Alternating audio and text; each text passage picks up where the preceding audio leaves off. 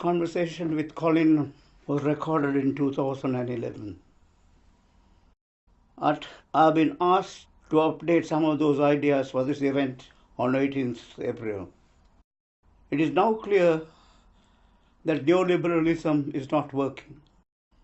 All that stuff about wealth trickling down, no society, only individuals, the market as a regulator of everything, has been shown to be false in terms of everyday reality.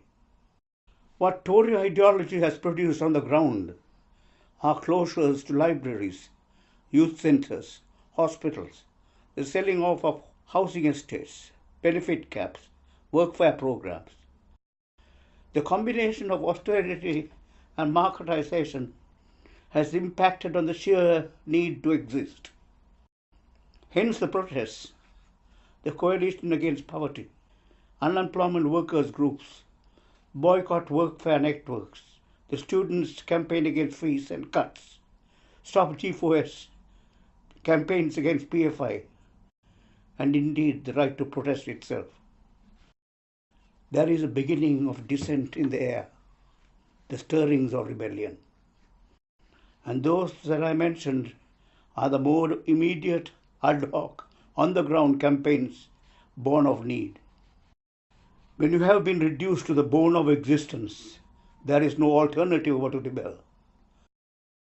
The ways and means will spring up in the course of action. Occupations, sit-ins, sleep-ins, pickets, boycotts.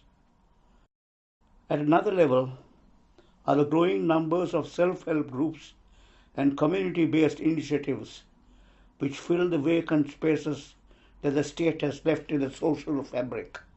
A sort of alternative infrastructure based on necessity, such as community-run libraries, shops and cafes, cooperative workshops, alternative education and advice centers. And then, of course, there are the emerging networks which are beginning to connect the developments in particular spheres, such as disabled against cuts, radical housing networks, fuel poverty action, corporate watch, people before profit, the tax justice. Actions themselves can be at a number of levels. On individual cases, say against a deportation or a sacked whistleblower, or on issues like saving Lewisham Hospital from closure, preventing Barnet Council outsourcing services lock, stock and barrel till there is no local government left, or challenging guilt by association in the joint enterprise law. Then there are causes being joined, like that of police spying and corruption, the reining in of a runaway media, the dirty duty to snoop imposed on teachers, doctors, youth workers in the hunt for potential jihadis. And on the international level, there are the hosts of campaigns and petitions against TTIP, which challenges national sovereignty. All these may not have as yet come consciously together to become a movement, but that will come when the variety of struggles begin to find a common denominator in their common opposition to a state, which, as I've said before, is no longer the nation state, but the agent of global capital and its agent, the market. And it is the market which sets the political culture that sets people against themselves. The market speaks to profit, not to values, to social control, not to social cohesion, to personal greed, not to individual responsibility. Its lifeblood is privatization, not public ownership. Its heart beats to the tune of giant corporations.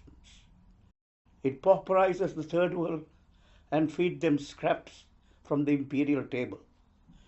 It pauperizes the third world, It pauperizes a third of its own people and feeds them scraps of social reform. It weighs up personal relationships in a balance sheet of profit and loss till we no longer listen to each other or hear the pain of the world. The market corrupts, and the free market corrupts freely.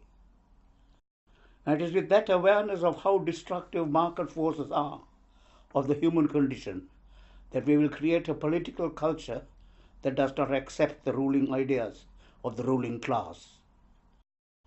One caveat though, the state, whether Tory or Labour led, has armed itself with all the new powers of surveillance helped on by technology, a substitute for legislation and the politics of fear.